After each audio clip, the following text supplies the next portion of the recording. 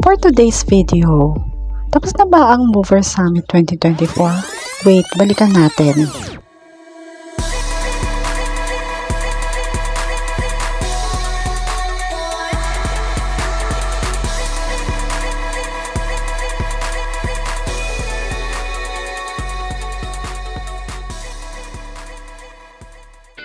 So from Rizal, bimahe tayo papunta ng Tagaytay. Siguro mga 3 hours ang ride namin dito.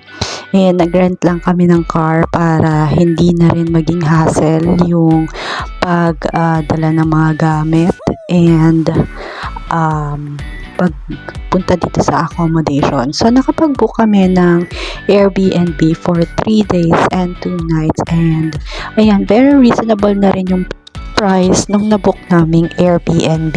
So ayan, mas pinili ko na lang na dito mag-book para makapagluto na rin. And bago ko binook tong place na to, tinanong ko talaga yung host kung gaano ba siya kalayo dun sa Twin Lakes Hotel. So ito, napakaganda ng ambience dito. Meron tayong Instagrammable na scene.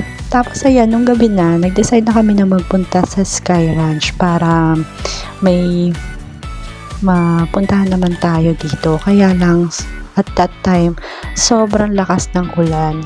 So, hindi rin namin masyadong na-enjoy yung pagpunta namin dito. So, ayan, we decided na stroll na lang and ayan, kumain as usual. So dito nga pala sa Sky Ranch, meron din pala silang mga pasalubong corner and ayan, madami mga bata din naman na nag-enjoy. So itong restaurant na to is nakikita ko lang din sa mga vlog. So we decided na itry na rin yung food nila.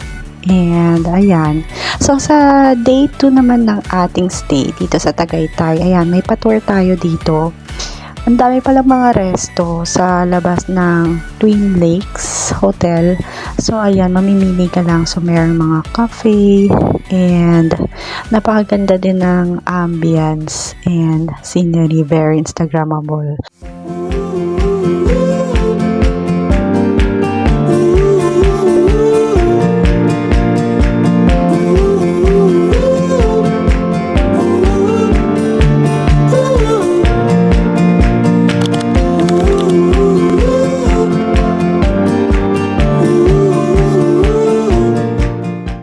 Ayan, so nung hapon na, ang registration is 4 p.m. So, kailangan na natin mag-prepare at pumunta dito sa Twin Lakes Hotel. A few meters lang naman yung stayan natin, Airbnb. So, naging less hassle din yung pagpunta dito. Although that time is napakalakas talaga ng ulan. So, ayan, makikita din natin dito yung infinity pool na heated. Ganda pala dito. Overlooking din yung niyang ambience. Syempre, hindi natin mamimiss out mag-selfie. At eto na nga yung main event natin. Napakaganda talaga ng mga decoration. And nakapagpa-picture tayo with our CEO, Amanda and Miss Mel. At ito rin yung aming manager na si MJ and my Covey Ace na sa virtual chat lang nakakausap. So, ayan. Ito yung mga ka-team natin. And yan, napawaw talaga tayo dito sa food na Japanese inspired din. And yeah, I love the decors, cherry blossom. Ayan, so ito na yung mga program natin. And syempre, hindi mawawala yung pagsiselfie natin dito para ma-enjoy din natin yung moment. And meron din palang mga pa 360 glam bot and yan yung mga photo op dito. So ayan, para ma-preserve natin yung moment. And ayan, so nakita pa nga natin nagpapa-pictures ang ating mga head boss na super gaganda talaga.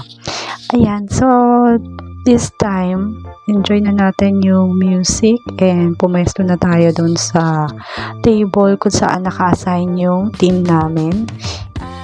So this time, ayan, nag-start na yung program and nagkaroon na ng opening number as well as yung mga host natin dyan. And yan, nagkaroon na ng dinner which is also Japanese inspired yung food and we really enjoyed it.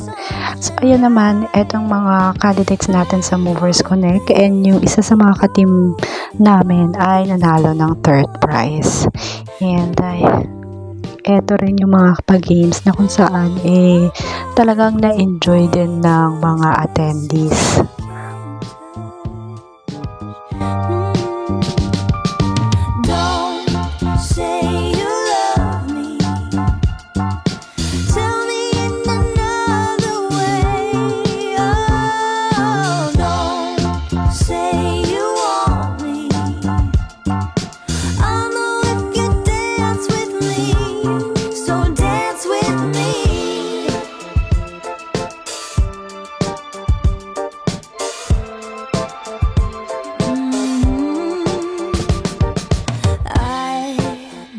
Siyempre, dumating din yung moment na in-announce na yung mga major and minor prizes at ayan, thank you Lord dahil nanalo tayo ng isa sa mga major prizes. This is truly a moment to remember na I'm very glad na naka-attend ako sa 2 years ko dito sa MMM and I'm looking forward for another summit event. Yun lang. Thank you, Movers.